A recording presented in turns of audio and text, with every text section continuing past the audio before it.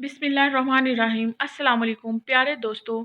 एक दफ़ा की बात है, एक आदमी ने देखा एक खेमे में बहुत सारे हाथी एक रस्सी के साथ बंधे हुए हैं।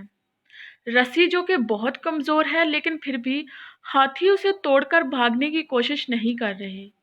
उसने हाथियों के मालिक से पूछा तो उसने बताया कि उसने बचपन से ही हाथियों को इसी रस्सी के साथ बांध रखा है। बचपन में हाथियों के लिए इस रस्सी को तोड़ना मुश्किल था।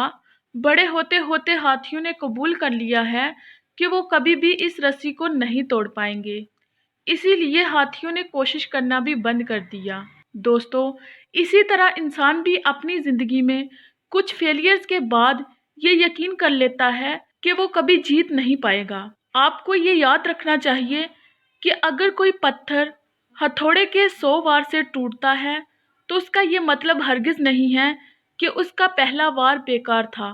आपको अपने ख्वाबों के गोल को हासिल करने के लिए लगातार कोशिश करते रहना चाहिए।